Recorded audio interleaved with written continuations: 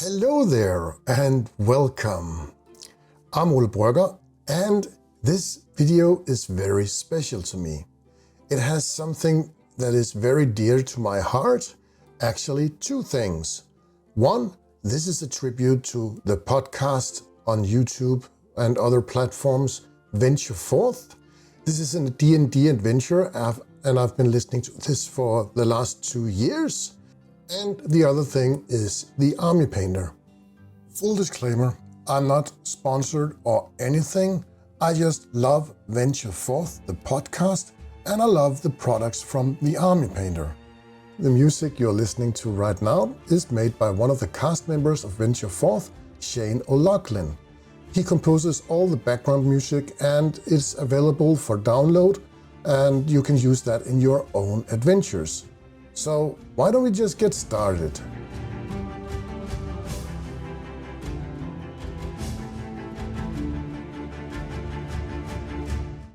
A lot of changes have happened to Venture Forth lately. First, they were only a podcast where it was audible, but lately they have got video on their podcast. You can still listen to it as a podcast, but the big changes were you can see their faces now, and this is awesome. Another thing happened. Their old DM, Ethan, had to leave the show. He was replaced by Seth. Earlier this year, I made a tribute to the 100th episode of Venture Forth. I designed all the characters from the show and 3D printed them and painted them on stream. Now the show got a new DM, Seth, and as a tribute to him and a welcome, I will also make a miniature for him.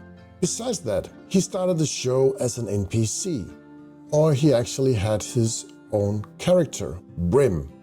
Another big fan of the Venture Forth cast, Dragon Lord 59, designed on Hero Forge a character for Brim. And he was so nice to send it to me so I could 3D print that as well. Right now, we just have to start the 3D printer. But before we can go to the 3D printer, we need a 3D model. And I designed this model of Seth on Hero Forge and made the files ready in C2 Box, and then we are ready to print. Cleaning the model in some isopropyl alcohol, and then I just needed to remove the supports. Here I just put it in some hot water. It makes it a lot easier to remove. I put my models in a UV chamber to harden them, and now we are ready to put the models on bases. For this I use super glue and some activator, and the miniature is stuck to the base instantly. I use some Army Painter basing glue, spreading it out with the brush, and then I put on some scenery sand to give it some texture. I let it set to dry for an hour, and now we are ready to paint.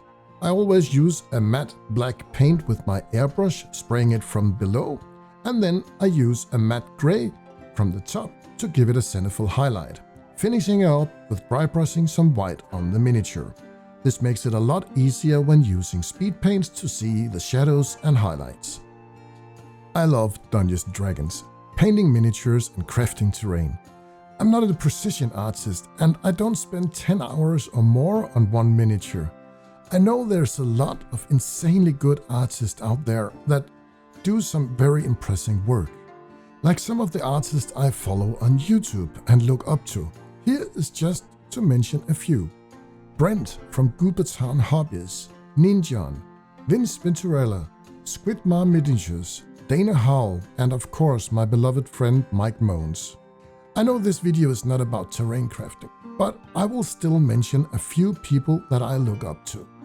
Jeremy from Black Magic Craft, Matt from the RP Archive, Garmin from Storycraft Society, and Live from Deus and Dice. I will leave some links to all their channels in the description below. For me, it is about getting a miniature fast on the table, and every time I paint, it is a learning process for me. The Army Painter speed paints helped me a lot, and they gave me the result that is decent enough to put an okay miniature on the table. I'm not only using speed paints, I also use the Army Painter acrylic wall paints to make some even surfaces, highlights and details. The speed paints just help me to speed up my painting process And I think they also make it easier for beginners. Now we just need the final details. I used the speed paint metallics, and with a fine pen I wrote the characters' names. Kevik, Zika, Thessaly, Olma, Flint, Brother Brim. I used the speed paint Gravelord Grey on the base. The last paint I put on a miniature is always some matte black to paint the rim. And of course I need to sign it to Seth. Now to paint Brother Brim. This miniature was designed by a Dragonlord 59. And why not let Seth describe this character himself? You see, pulling back the hood, first thing you notice is bright red hair. Sort of kind of curling down to the shoulder length, half put up into what looks like a kind of a rough braided cord.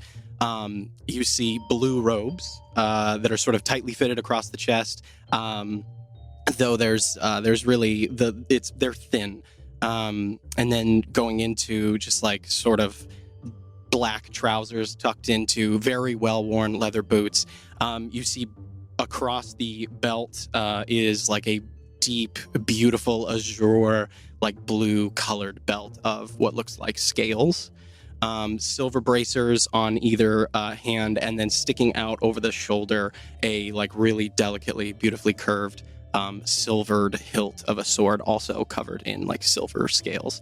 You see like a youngish, human-looking male in his late 20s, probably, and the strong features, strong jaw, but the eyes immediately, there are no discernible irises. They are instead where there would normally be like a pupil and an iris. It's just like black with fissures of red running through the eyes.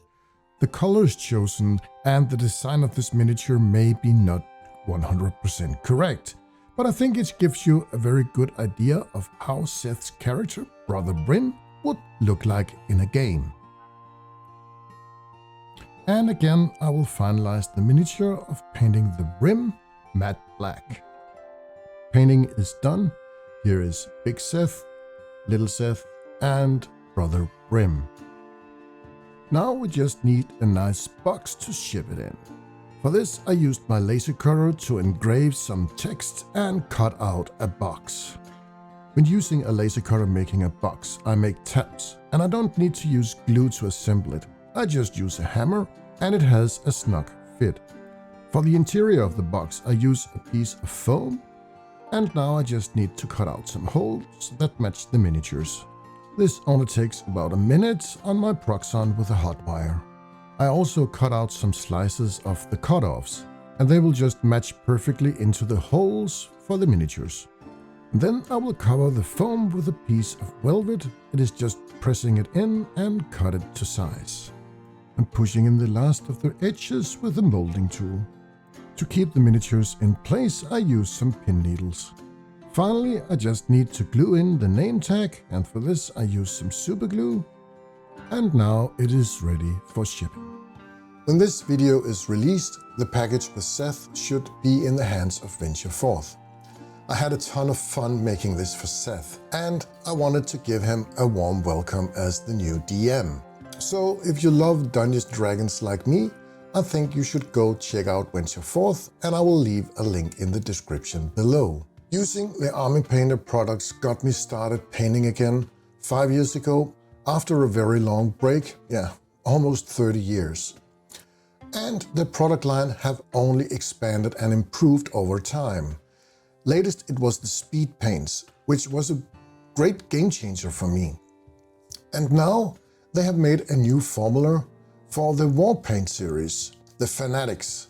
Their old war paints did not have the best coverage and consistency, but they sent me a sample of their new paints and they are insanely good.